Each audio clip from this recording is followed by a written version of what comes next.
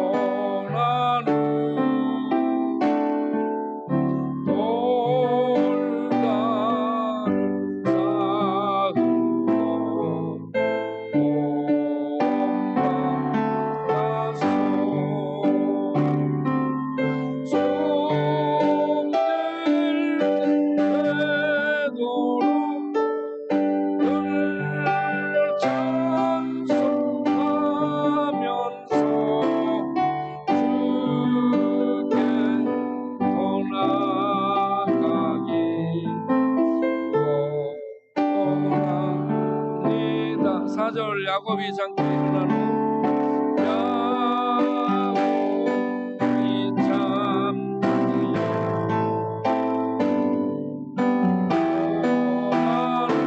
예배를 드리고 본받아서 예배를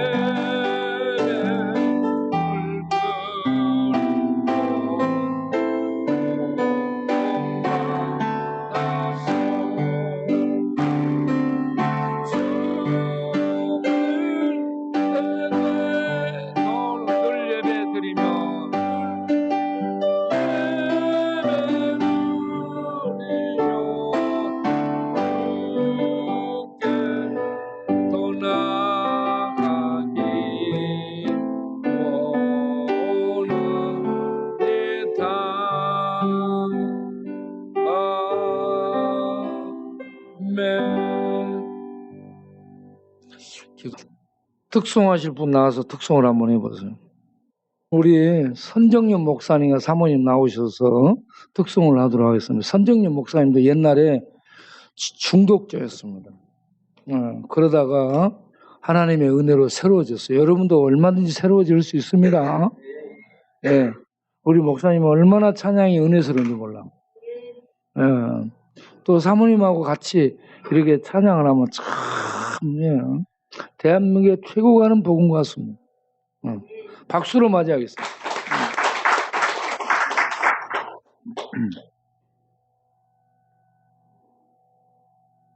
그게 어제 저녁에 술 마셨던가요?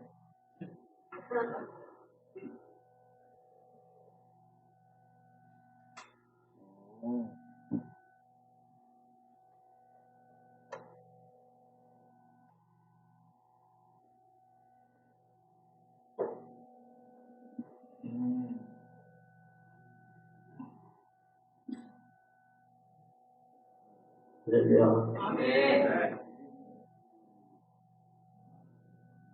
이 시간 세상에서 방황할 때 주님을 모르는 못하지만 주님의 은혜로 지금 새로워진 또 우리를 새롭게 하시는 주님을 은혜를 전하겠습니다.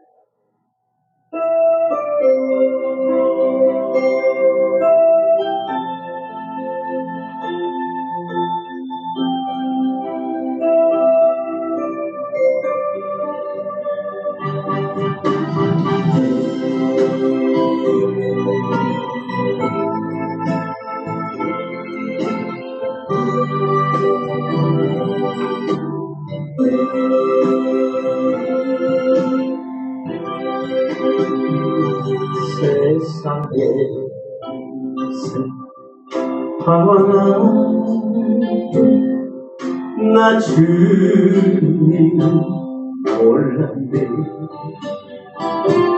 내 맘에 고집하게 온갖 죄를 저질렀네. 예수여 이제인도 용서받을 수 있나요? 원래가 한 내가 용서받을 수 있나요? 많은 찾아와 나의 친구가 되어도 병든 몸과 상한 마음 위로받지 못했다고. 예수여 이 죄인을 불쌍히 여겨 주소서.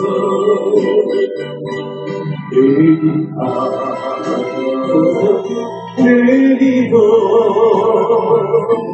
위로받지 못합니다.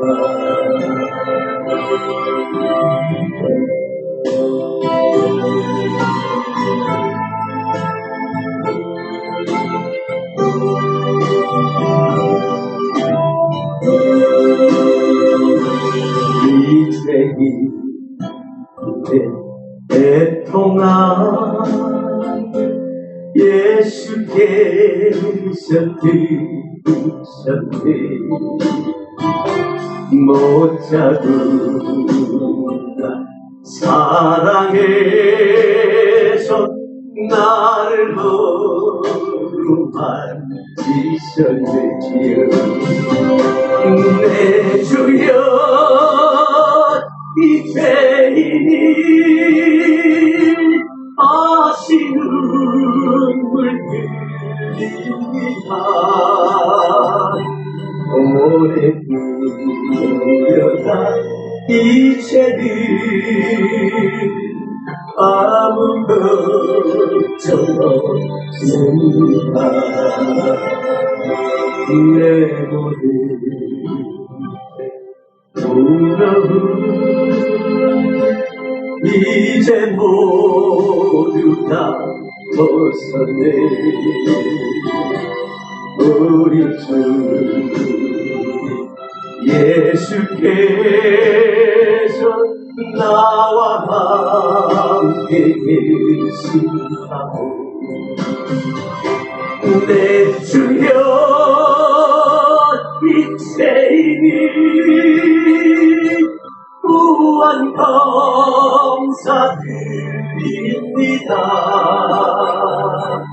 나의 몸과 영혼까지 주를 위해 바칩니다. 나의 몸과 영혼까지 주를 위해 바칩니다.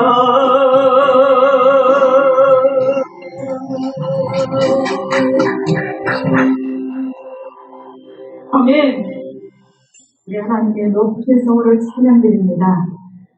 이 시간에 또 찬양 올려드리기 전에 오직께서 지는 거 고백해드리고 높여주러 같이 찬양하고 싶습니다. 제가 먼저 할게요. 오직 예수! 아멘. 하나님, 여기 모인 저희들을 축복하여 주시옵소서. 주님의 은혜가 필요합니다. 찬양 올려드리겠습니다.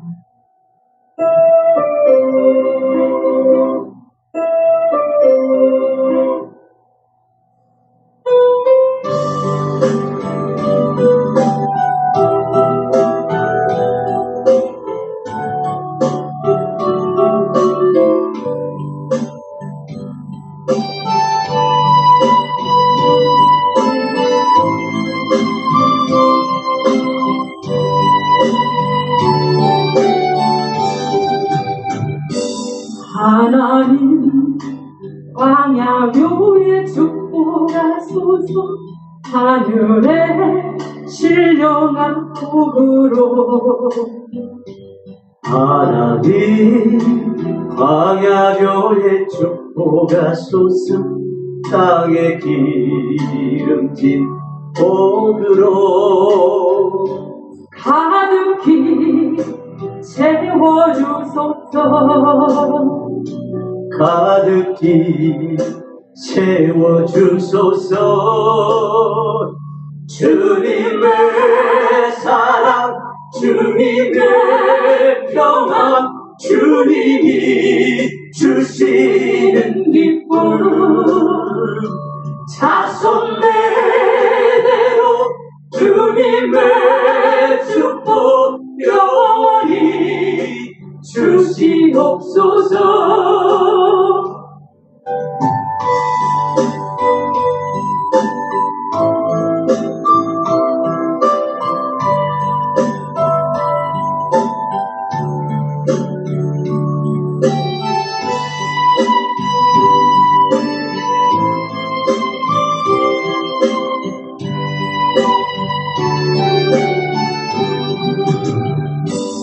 하나님 광야교의 축복하소서. 성령의 충만한 복으로 하나님 광야교의 축복하소서. 만사형 동안 복으로 가득히 채워주소서. 가득히 채워주소서. 주님의 사랑, 주님의 평안, 주님이 주시는 기쁨, 자손 대대로 주님의 축복 영원히 주시옵소서. 주님의 사랑, 주님의 평안, 주님이 주시는 기쁨 자손매대로 주님의 축복 영원히 주시옵소서 영원히 주시옵소서.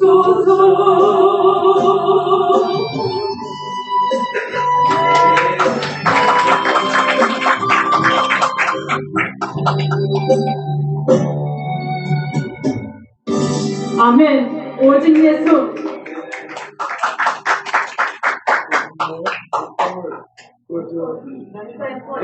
제목이 뭐더라? 너는 아냐? 임 목사님이 제일 좋아하시는 찬양 너는 아느냐? 올려드렸습니다. 우리처럼 사랑하신 주님, 우리도 주님을 사랑합니다. 아멘.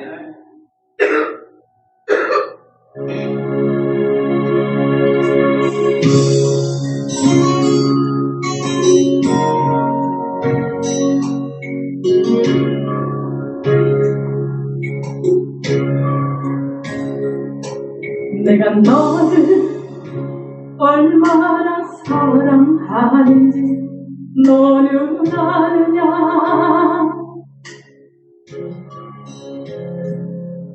내가 너를 얼마나 좋아하는지 너는 아느냐?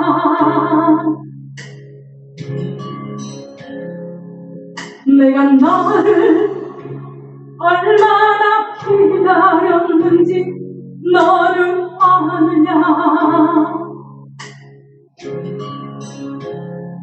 너는 아느냐?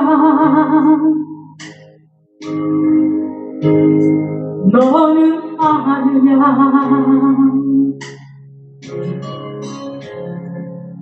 내가 너를 얼마나 사랑하는지 너는 아느냐?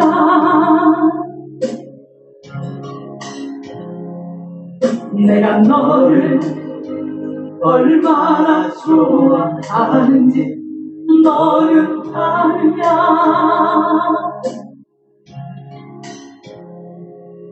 내가 너를 얼마나 기다렸는지 너는 아느냐? 너는 아느냐?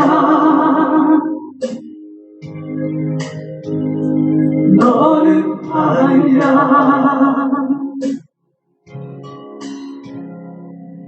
내가 너를 살리려 나의 생명을 주었고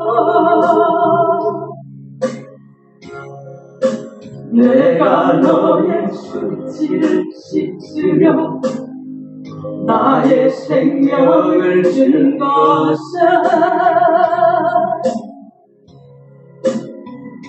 너는 아느냐? 나의 은혜를 얼마나 알며 내 사랑의 노래를 너는 아느냐? 하나님의 아들이신 예수님께서 우리를 죄에서 구원하시려고 십자가 위에서 죽으시고 우리를 다시 살리시고 구원하셨습니다. 이 시간 저희들에게 내가 너희를 얼마나 사랑하는지 묻습니다. 아멘. 아멘. 오직 예수.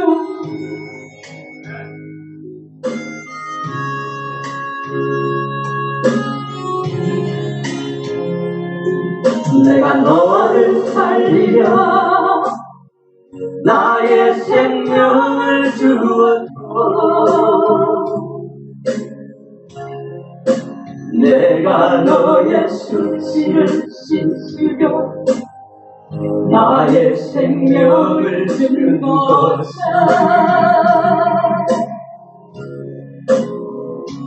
너는 아느냐? 나의 은혜를 얼마나 알며 내 사랑의 노래를 너는 아느냐? 내 사랑의 노래를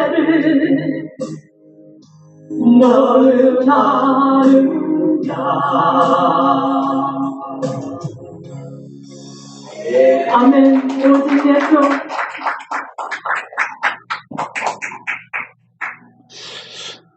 네, 귀한 찬양을 해주셔서 너무나 감사합니다. 네, 설 명절에 또 이렇게 오셔서 찬양을 해주셔서 너무 감사하게 생각하고요.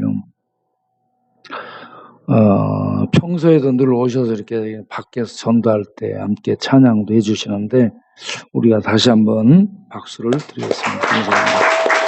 감사합니다.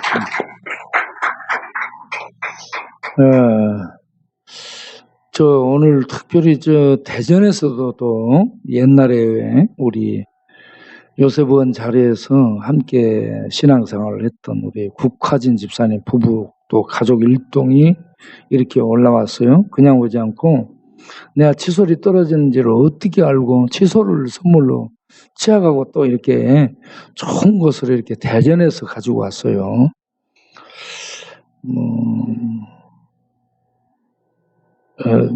우리가 박수로 환영을 하겠어요.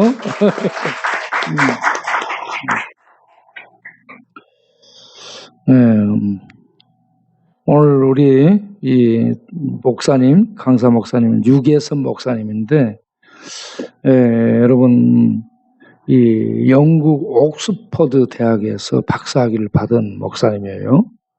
아주 자랑스러운 그런 목사님입니다. 우리 교회 협동 목사님으로 있는데 이 시간에 나오셔서 이렇게 말씀을 전할 때 여러분들이 우리 모두의 큰 은혜가 있기를 바랍니다. 이렇게 목사님 말씀을 전하실 때에 입술을 자세히 한번 봐보세요. 아주 매력 포인트가 또 딱 보일 겁니다. 이따가 물어보면 무엇이 매력인지 대답을 해주시면 칫솔을 하나 드리겠어요. 자, 이제 우리 목사님을 모시도록 하겠습니다. 목사님 나오세요. 박수로 환영합니다.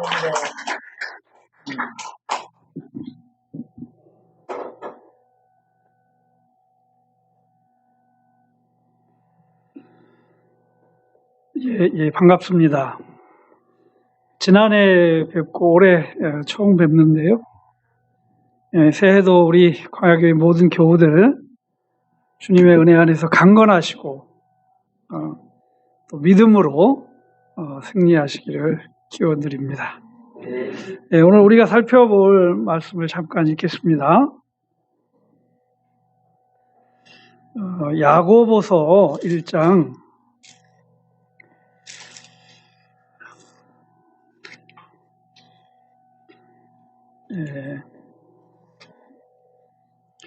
2절에서 11절까지 읽겠습니다. 1장 2절에서 11절까지 제가 한 절 읽고 여러분들이 한 절 읽고 그렇게 하겠습니다. 야고보서 1장 2절에서 11절. 내 형제들아 너희가 여러 가지 시험을 당하거든 온전히 기쁘게 여기라.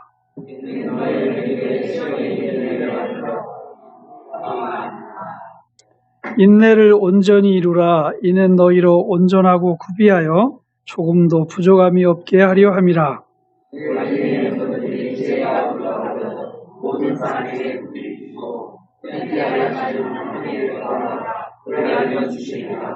오직 믿음으로 구하고 조금도 의심하지 말라. 의심하는 자는 마치 바람에 밀려 요동하는 바다 물결 같으니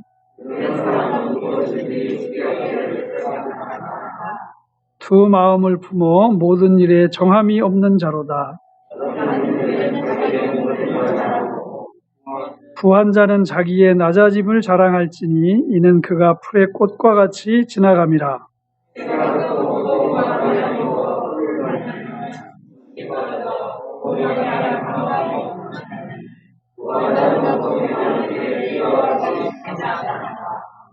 아멘.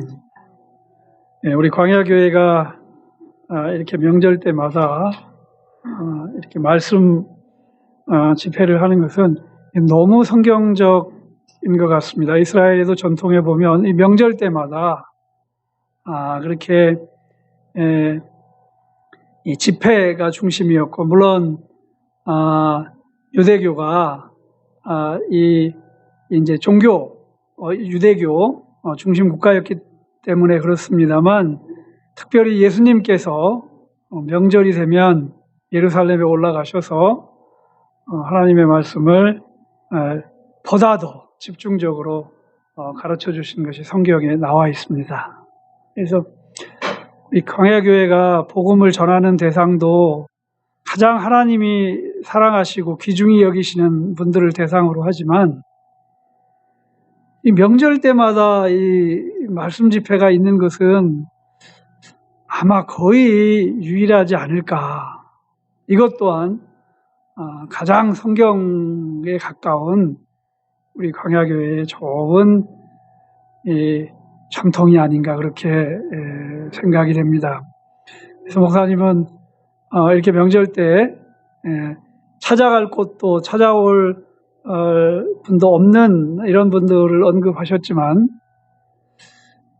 하나님이 여러분들에게, 우리에게 찾아오시고 또 우리가 하나님께 나아가는 이 자리, 이것이 정말 하나님이 은혜를 베푸는 자리고, 하나님이 이 땅에 이루기를 바라시는 그런 가정이라고 생각이 됩니다. 그래서 여기 계신 우리야말로 가장 하나님의 축복을 받은 분들, 또 하나님으로부터 놀라운 은혜를 누리는 분들이다, 그렇게 믿습니다.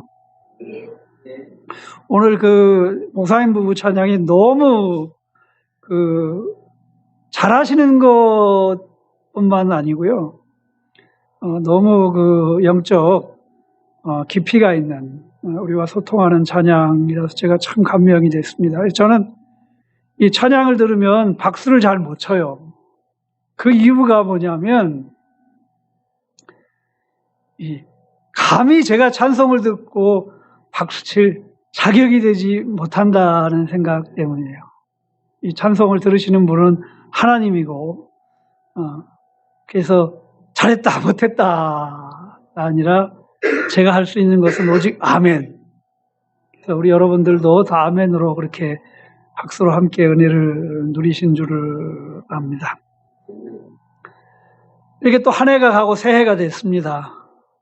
하나님이 이렇게 우리에게 또 다른 새해를 주신 것은, 물론 이 태양력을 따라서, 태음력을 따라서 우리 인간이 시간을 계산한 그런 방식이지만, 이것도 오랜 인류 역사, 문화 속에서 우리 인간이 공통분모로 어느 문화권 예외 없이 이렇게 날수를 계산하는 방식이기 때문에, 우리에게 이렇게 또 새로운 해를 주신 것은 하나님이 우리에게 또 다른 기회를 주셨다, 그렇게 생각이 됩니다.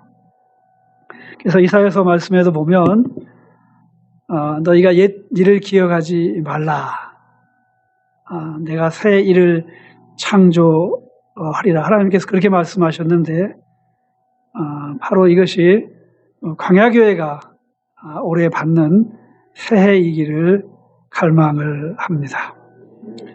우리가 이렇게 말씀 집회를 많이 합니다만, 자칫하면 자신의 생각, 또 그 인간의 어떤 지혜, 이런 것들을 가지고 나누기가 쉬워요. 그런데 제가 오랫동안 학교를 다니면서 배운 것 중에 하나는, 우리가 유일하게 믿고 의지할 수 있는 것은 하나님의 말씀밖에 없다.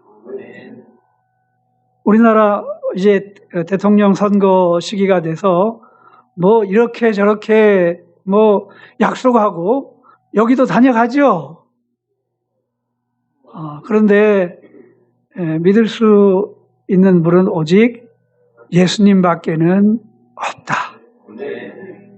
우리가 많은 이야기를 듣고 많은 운동을 해도 오직 우리를 붙들 수 있고 우리를 끝까지 하나님 앞에 세울 수 있는 것은 하나님의 말씀, 우리 주님의 말씀 밖에는 없습니다. 그래서 제가 오늘 명절 이 집회의 첫 시간인데요. 다른 말씀이 아니고 예수님의 동생이 쓴 이 서신서를 한 거 살펴보려고 합니다. 예수님이 동생이 있나요? 없나요? 예? 실제 동생은 없죠. 예, 근데 이제 예수님과 배가 다른, 그렇죠? 아버지가 다른 동생은 있죠. 그래서 그중 제일 맏동생이 바로 이 야고보라는 동생. 예, 제가 학교를 많이 이제 다녀가지고 이것을 학교에서 하는 식으로 하면 이게 굉장히 복잡한데 아주 그냥 짧고 쉬운 방식으로 이렇게 표현을 하는 거예요. 그 예수님의 동생인데, 자, 예수님의 아버지가 누구입니까?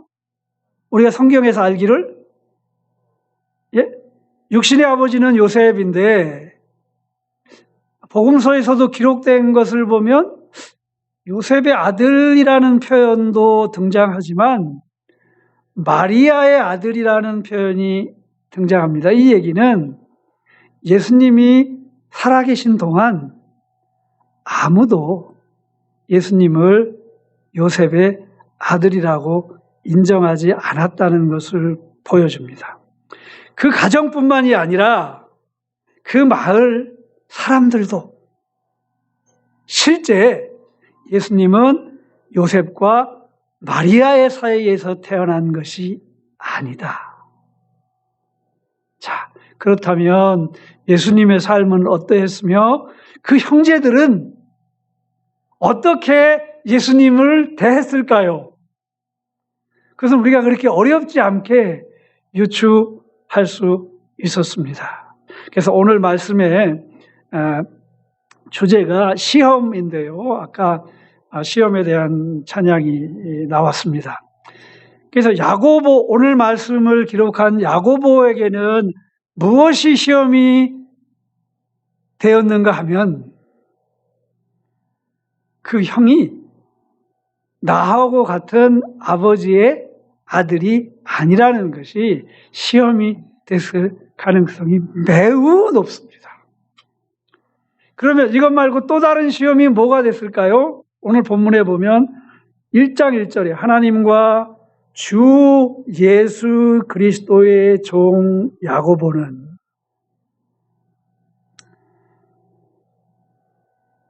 자신이 대부분의 생활을 형으로 인정하지 않고 그 형이 집을 나가 복음 전도할 때 미쳤다는 이야기를 들었을 때 자기도 그 욕을 함께 먹으면서 예수님을 붙들려 왔던 그 야고보가 지금 이 서신을 쓰는 이 입장에서는 하나님과 주 예수 그리스도의 종이라고 그렇게 표현하고 있습니다.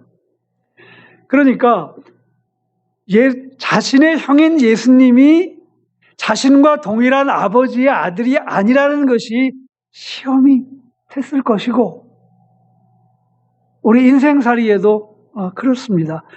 여기에 보면 그 형의 종으로 사는 자신, 이 초기 교회의 재밌는 현상이 베드로가 대표적인 역할을 하는 것이 아니라 야고보가 예루살렘 교회의 대표적인 역할을 했어요. 왜냐하면 예수님의 동생이기 때문에. 우리는 다 베드로가 그럴 줄 알았어요. 근데 사도행전 앞부분에 보면 야고보가 주도적으로 등장하는 것을 볼 수 있습니다.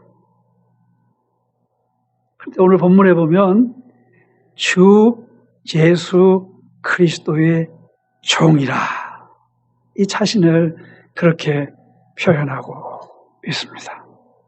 자, 이 과정, 예수님과 함께 한 가정에서 태어나고 그 다음에 예수님을 주로 섬기는 초기 교회의 리더로서의 이 삶 속에 많은 시험과 시련과 어려움이 있었겠죠. 이 야고보는 이 시험의 마스터입니다. 이 시련의 마스터, 어려움의 마스터입니다.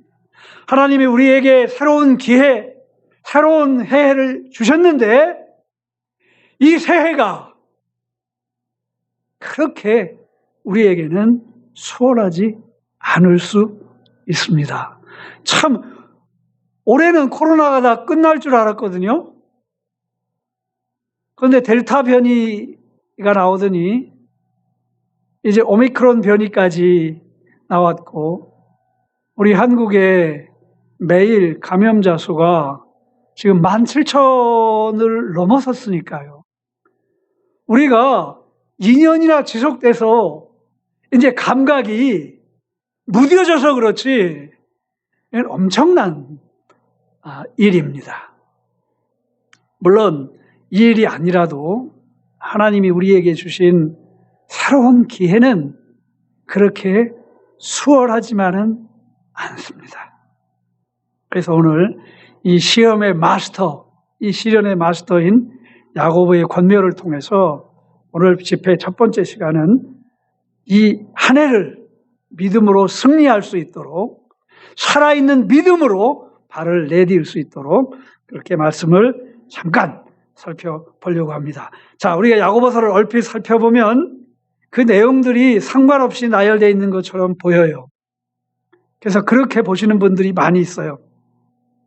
그런데 우리가 오늘 읽은 본문만 봐도 어떻게 한 주제로 연결되는지 궁금하게 돼요.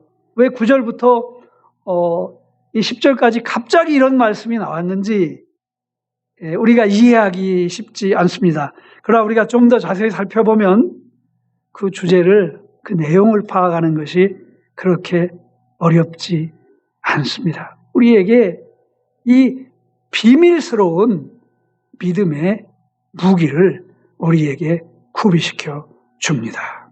야고보서에 등장하는 단어가 가장 많이 등장하는 단어가 믿음이죠. 우리가 오늘 읽은 본문에도 벌써 2번 등장합니다. 2장 4절에 보면 사람이 행함으로 의롭다 하심을 받고 믿음으로만 아니라 뭐로 의롭다 하심을 받는다고요? 행함으로 의롭다 하심을 받고 믿음으로만이 아니라 로마서 3장 28절에 보면 사람이 의롭다 하심을 얻는 것은 율법의 행위에 있지 않고 믿음으로 되는 것을 우리가 인정하노라. 마치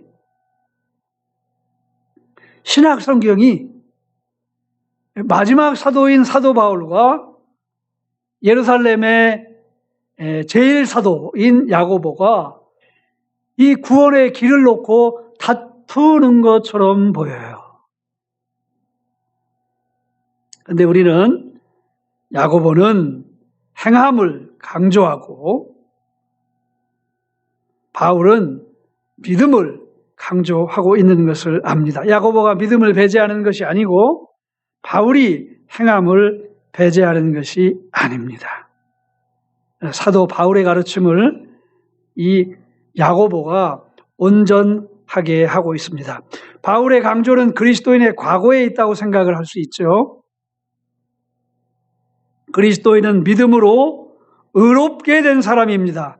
그런데 오늘 야고보의 강조는 현재에 있습니다. 믿음으로 의롭게 된 그리스도인은 현재 어떻게 산다고요? 믿음으로 산다. 야고보가 우리에게 가르쳐주는 것이 바로 이것입니다.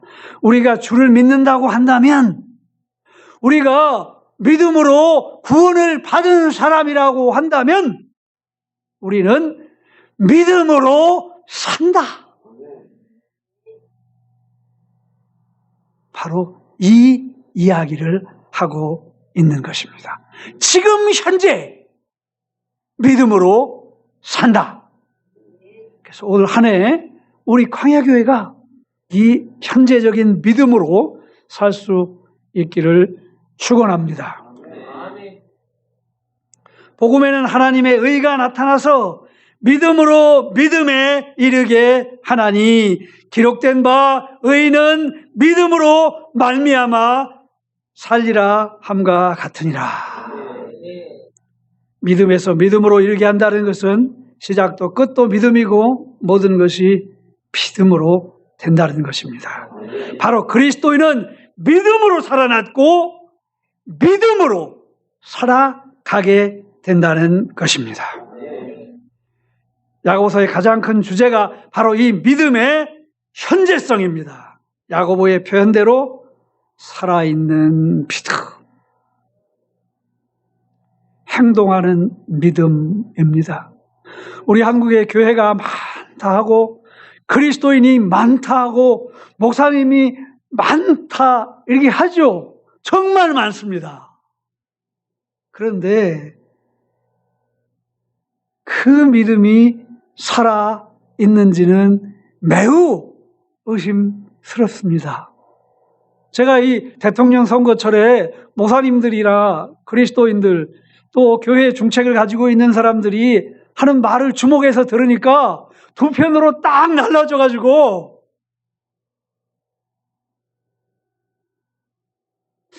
과연 저분들이 주를 믿는 사람들일까?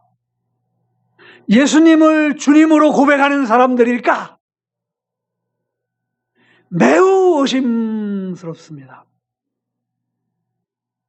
그 놀라운 일이에요.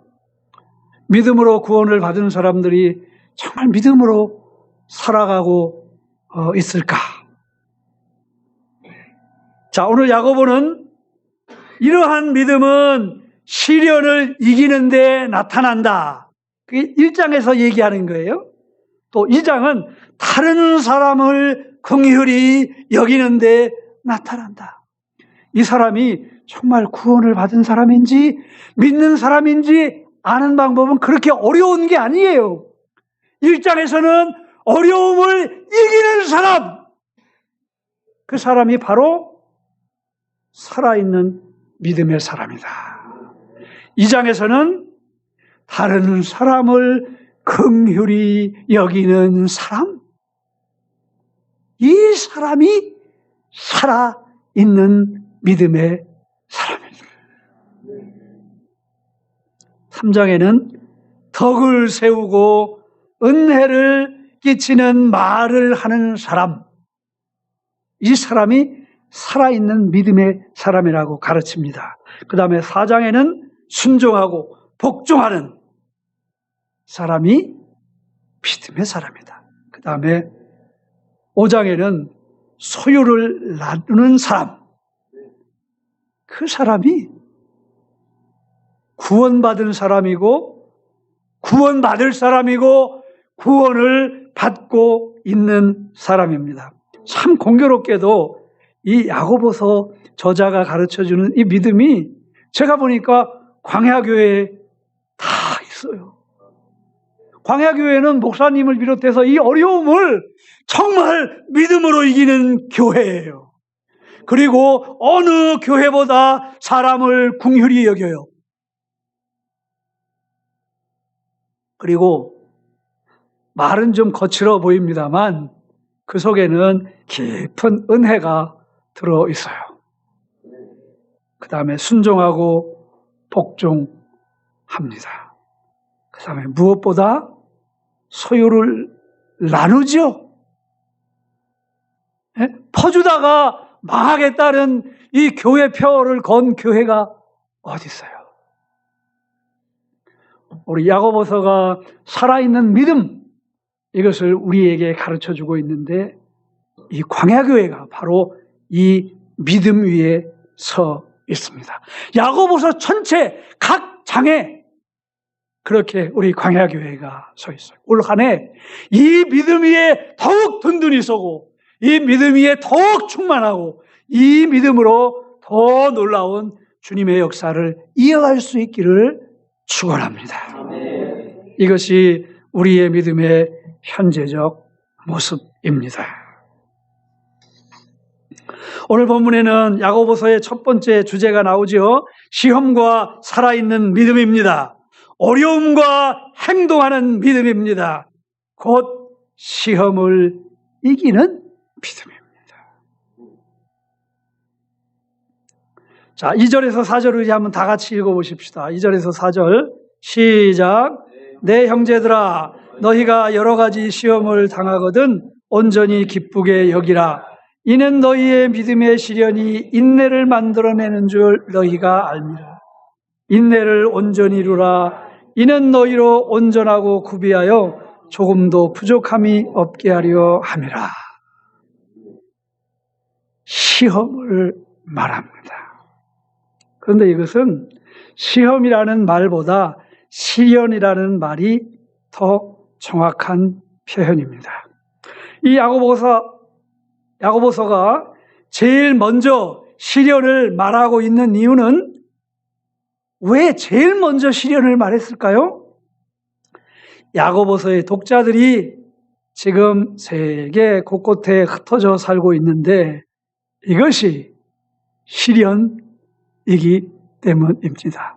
우리 경화교회의 많은 구성원들이 가정을 떠나서 또 친척을 떠나서 또 가까웠던 친구들을 떠나서 동료들을 떠나서 이곳에 오신 분들이 많이 계십니다. 이 야고보서의 독자들처럼 scattered, 이거 디아스포라라고 이렇게 말하는데요. 흩어진 형제 자매들입니다. 이 흩어진 것 자체가 우리에게 시련이 됩니다. 그리고 실제 이들이 시련을 경험하고 있습니다. 예루살렘에 불어닥쳤던 박해, 그리고 로마의 여러 종류의 박해 때문입니다. 우리 한국은 우리를 박해하지 않습니다. 그러나 현대 사회는 끊임없는 물질 문명으로 우리를 유혹합니다.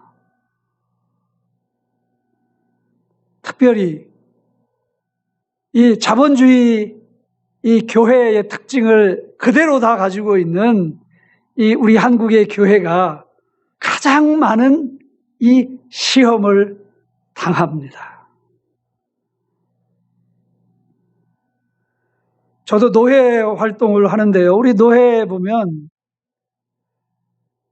목사님들이 봄, 가을에 여행을 잘 가요. 대접받는 거죠.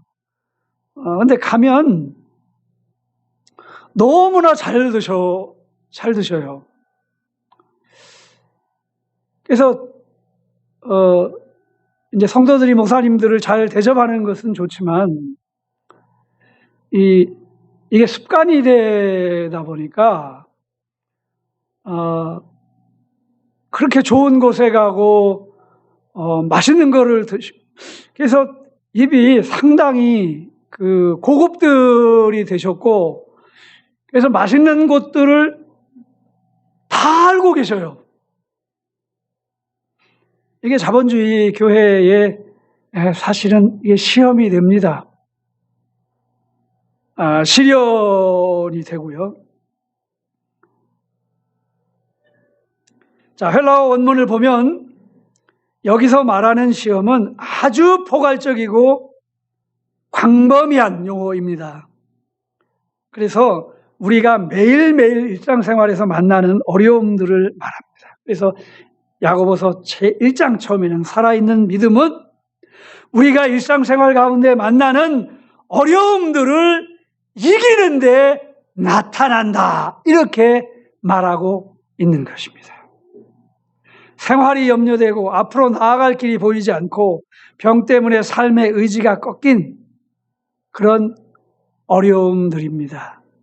우리 광야교회가 겪고 있는 어려움이고 여기에 있는 우리 형제 자매들이 각각 겪고 있는 그 어려움들을 말하고 있습니다. 그것으로부터 예외적인 것은 하나도 없습니다. 물론 이런 시련은 어떤 사람에게는 시련이 되기도 하고 어떤 사람에게는 시련이 되지 않기도 합니다. 그런데 오늘 본문에서 보면 이 어려움들은 이 시련을 통해서 우리 자신들이 드러납니다. 우리 자신의 신실성이 드러납니다. 우리 자신의 믿음이 드러납니다. 아마 광야교회도 보면 목사님이 이렇게 정말 무릎 꿇고 기도하며 이렇게 온 생명을 다하며 이렇게 말씀으로 가르쳐도 순종하는 분들이 있는 반면 어떤 때는 순종하지 않는 분들도 분명히 있을 겁니다. 근데 그 순종하지 않는 어떤 부분들을 가만히 들여다보면 그것 자체가 자신이 정말 그리스도인인지 아닌지, 정말 믿음의 사람인지 아닌지를 드러내게 해주는 그런 것들인 것을 우리가 종종 경험을 하게 됩니다. 우리가 하나님의 뜻을 따라서 이 어려움들을 잘 감당하면 우리가 온전하게 되지만 4절에 있는 대로 반대로 이것을 잘 감당하지 못하면 이것은 죄의 유혹이 되고 거기에 굴복하면 죄가 될 수 있습니다. 어려움 자체는, 시련 자체는, 시험 자체는 죄가 아니죠. 주님께서도 우리가 시험에 들지 않도록 기도하라고 하셨죠. 그 말씀은 어려움을 당하지 않도록 기도하라는 것이 아니라 어려움을 이기라, 그렇게 우리에게 요청하신 것일 것입니다. 그러나 안타깝게도 주님의 제자들은 그 시험에서 넘어지셨죠. 내 형제들아, 너희가 여러 가지 시험을 만나거든 온전히 기쁘게 여기라. 자신은 주님의 형제이면서 자신을 주님의 종이라고 한 야고보는 오히려 이름 모를 전 세계에 흩어져 있는 성도들을, 오늘 광야교회 형제 자매들도 함께 여기서 형제라고 부르고 있습니다. 광야교회 형제들아, 광야교회 자매들아, 너희가 어려움을 만나거든 온전히 기쁘게 여기라. 이것은 무슨 이야기인가 하면 하나님이 광야교회로 인도한 것을 기쁘게 여기라는 것이에요. 하나님의 계획이 있습니다. 이것이 되지 않으면 광야교회를 통해서 여러분들에게 주시는 은혜를 우리가 누리지 못해요. 하나님이 우리를 이곳으로 인도했구나. 이곳에서 우리를 만나려고 하시는구나. 여기서 우리에게 복을 주시려고 하는구나. 이것을 믿고 기쁘게 여기라고 야고보가 우리에게 가르쳐 줍니다. 억지로 끌려온 사람처럼, 갈 데가 없어 있는 것처럼 하나님이 여러분들을 그렇게 하시지 않습니다. 오늘 목사님 사모님 찬양을 보니까 너무 하나님이 사랑하세요. 여러분들 너무 사랑하는데 하나님이 여러분들 가기 싫어하는데 있어서는 안 될 때 억지로 갔다가 데려다 놓으실 분이 아니에요. 정말 여러분들이 하나님을 보실 수 있다면 광야교회로 인도하신 그 하나님이 여러분들에게 가장 인생에 좋은 것을 주신다는 믿음을 가져야 합니다. 그것이 하나님에 대한 믿음입니다. 하나님이 살아있는 것을 믿는 사람은 그렇게 여깁니다. 마치 내 형제가 어디 있느냐? 내 아버지의 뜻대로 행하는 자들이 나의 형제다. 야고보하고 어머니가 예수님을 데리러 왔어요. 미쳤다는 얘기를 들어가지고. 그랬더니 예수님이 뭐라고 말씀하셨는가 하면 내 부모와 형제가 어디 있느냐? 하나님의 뜻대로 행하는 자들이 내 형제요, 내 부모. 이 얘기를 야고보가 마리아가 들었을 거거든요. 이 글을 쓰는 야고보는 그 예수님의 말씀이 가슴 깊이 있었을 거예요. 그래서 오늘 광야교회 형제 자매들을 부를 때 내 형제들아, 광야교회로 너희를 인도하신 하나님을 기뻐하라, 이렇게 말씀하시는 것입니다. 우리는 이 땅에 살면서 여러 가지 어려움을 만납니다. 이것이 팩트예요. 광야교회에 이렇게 건물을 잘 졌는데 또 이것에 개발을 한다고 하잖아요. 그렇죠?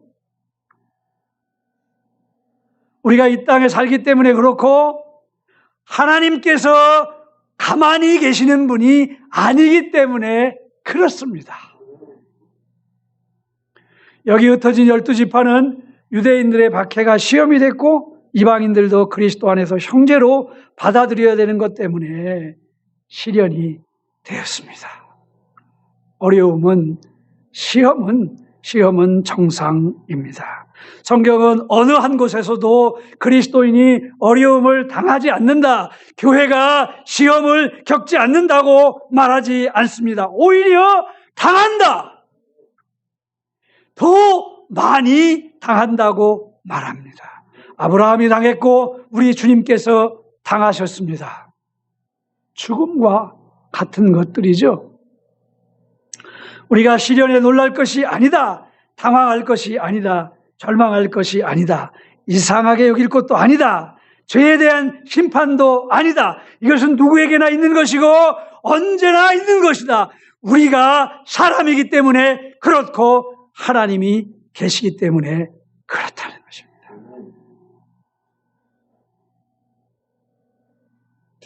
다시 한번 반복한다면 시험은 우리가 일상생활 가운데 경험하는 모든 가지각색의 어려움들이다.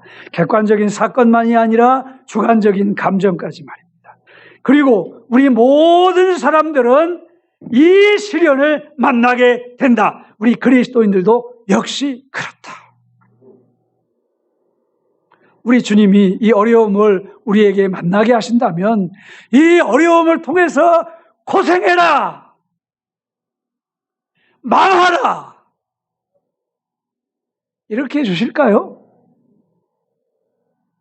어때요? 우리 전 집사님, 우리 목사님하고 보니까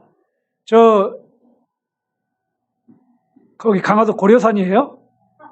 고려산도 열심히 올라가시는데, 자, 하나님이 우리에게 어려움을 주시면 그 어려움을 당해도 싸니까 고생 좀 해라, 망해라, 이렇게 해주시겠습니까?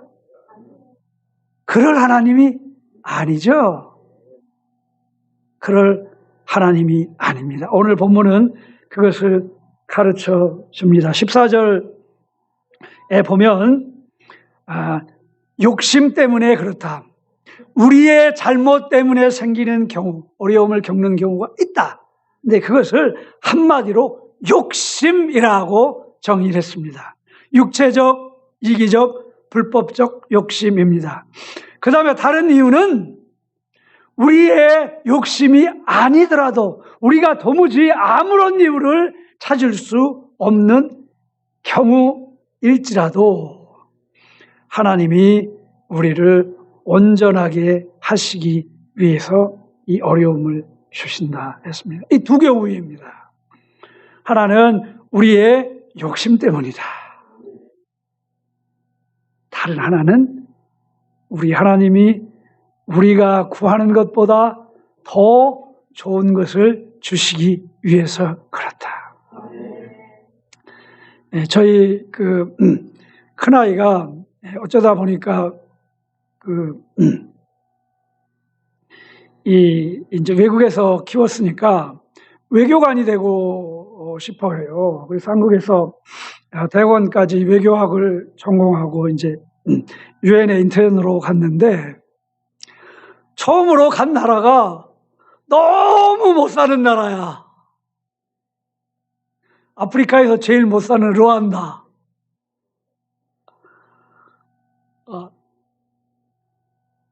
그런데 코로나가 이제 창궐하게 됐으니까 한국에서 재택근무하다가 이제 갔는데, 거기서도 갇혀서 일만 하는 거예요. 그래서 너무 힘들어 하더라고요. 너무. 그래서 이제 원격으로 같이 예배도 하면서 성경에 무슨 말씀을 가르쳐 줬냐면 산상수훈의 말씀이죠. 구하라, 찾으라, 두드리라. 그 본문의 내용은 그것이거든요. 하나님이 너희의 아버지이다. 첫 번째 스테이트먼트. 두 번째, 하나님은 반드시, 너희의 아버지는 구하면 반드시 들어주신다. 두 번째 스테이트먼트. 세 번째 스테이트먼트, 그게 아니면 그거보다 더 좋은 것을 주신다. 요거거든요. 그래서 제가 얘한테 그렇게 위로를 했어요.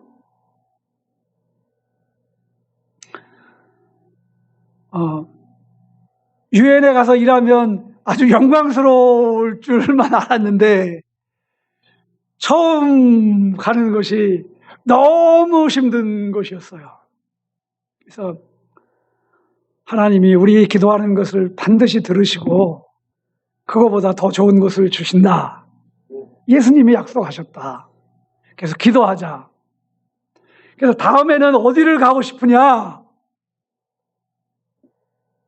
그렇게 얘기를 했더니 이제 한 텀을 하고 한국에도 가깝고 좀 르완다보다도 좀 잘 살고 그런 필리핀에 가고 싶다고 그러는 거예요. 근데 필리핀은 사람들이 다 선호하는 데거든요. 그래서 공교롭게 또 필리핀이 돼서 이제 다음 주 수요일 날 이제 다시 필리핀으로 갑니다. 그러니까 아버지의 마음도 이렇습니다. 아버지의 마음도. 근데 하나님이 시험을 당하는 우리에게 더 좋은 것을 주신다는 것은 자명한 이치입니다. 이치. 이것을 믿는 사람, 이것을 믿고 어려움을 이기는 사람, 이 한 해 동안 이 믿음으로 살아가는 사람, 이 사람이 주를 믿는 사람이고 주님께 예배하는 사람이고 주님께 기도하는 사람입니다. 아무리 나와서 예배하면 뭐합니까? 그거 중요한 거예요. 근데 예배하면 뭐해? 기도해야지. 근데 기도하면 뭐합니까? 오늘 본문이 가르쳐주는 것처럼 이 살아있는 믿음이 있어야 하는 것이죠. 오늘 본문을 통해 주님의 형제이자 노예인 야고보가 우리에게 명령하는 살아있는 믿음, 행동하는 믿음은 어떤 믿음이냐? 바로 어려움을 이기는 믿음이다. 그래서 올 한 해 광야교회에서 믿음에서 시험을 당하고 또 어려움을 당하고 고통을 겪는 사람이 있으면 이것으로 서로 위로하고 깨우칠 수 있기를 바랍니다. 야고보가 가르치는 것은 첫째, 이 시험에 대해서 긍정적인 태도를 갖는 것. 두 번째는 인내하라고 가르쳐 줍니다. 자, 이 인내는 그냥 참는 게 아니고 폭풍이 부는 언덕에 당당히 발을 내딛고 서 있는 것입니다. 피하지 않고 그 목적을 이루는 것을 인내라고 합니다. 성경에서 말하는 인내가 그냥 참는 것이 아니라 그 어려움을 믿음으로 감당해내는 것, 그것을 인내라고. 그 어려움에도 하나님의 뜻을 포기하지 않고 하나님에서 우리에게 향하신 그 뜻을 붙들고 당당히 나아가는 것, 지속해서 나아가는 것을 믿음이라고 합니다. 그 다음에 세 번째는 기도하라고 하는데 뭐를 구하라고 하는가 하면 지혜를 구하라고 그렇게 말합니다. 지혜는 바로 하나님의 관점이지요. 바로 지혜는 지혜로운 사람이 복종하는 이 fixed righteous order라고, 이 고정된 의로운 질서라 이렇게 말하는데 참 어려운 말이에요. 다시 말하면 하나님의 관점이라는 것입니다. 지혜는 바로 하나님의 관점을 가지라는 것. 첫째는 시험을 기쁘게 여기라는 것. 두 번째는 당당히 그것을 맞서라는 것. 세 번째는 하나님의 관점으로 이것을 감당하라는 하라는 말씀입니다. 이제 말씀을 정리합니다. 시험을 이기는 믿음, 어려움을 이기는 믿음이 믿음이고 그 믿음이 살아있는 믿음이고 행동하는 믿음입니다. 어려움을 이기는가 아니면 유혹을 받아 죄에 빠지고 마는가? 긍정적인 태도를 갖고 인내하고 그리고 기도하십시오. 야고보가 우리에게 가르쳐 주는 것입니다. 그리고 마지막으로 야고보는 강력한 포탄 하나를 투하합니다. 9절에서 11절이죠. 인간은 다 죽는다. 지난번에 제가 나사로 이야기하면서 그 이야기했죠. 죽음이 평균자이자. 오늘 본문도 바로 그것을 이야기하고 있습니다. 모든 것이 사라지고 남는 것은 오직 하나님과의 관계에서 벌거벗은 나 자신뿐입니다. 고향이 없다고, 형제자매가 없다고, 부모가 없다고 낙심할 거 하나도 없습니다. 내게 필요한 것은 여기 현재 다 있습니다. 가장 중요한 것은 하나도 빠짐없이 우리에게 다 있습니다. 가난한 자는 그리스도 안에 있는 영적인 부요를 누릴 수 있습니다. 부요한 자는 하나님 앞에 어떤 부요도 그것은 부요가 아닙니다. 우리의 한계와 우리의 실체를 안다면 그 어떤 시험도 시험이 될 수가 없습니다. 우리는 이 세상 삶이 일시적이라는 것을 안다면 또 우리가 나가는 시험조차 일시적이라는 것을 안다면 우리에게 가장 중요하고 가장 필요한 것, 그것이 우리의 참된 영적 생명이라는 것을 안다면 우리의 시험은 시련을 지나 어느덧 우리의 온전과 하나님의 영광의 문턱에 다다를 것입니다. 하나님은 우리의 영적인 생명을 가장 소중하게 생각합니다. 여러분들을 하나님의 자녀로 우리의 생명을 하나님의 낙원에 안치시키는 이 일을 가장 소중하게 생각하십니다. 그렇습니다. 우리가 다 이렇게 시험을 이기는 믿음의 사람이 되십시다. 아멘.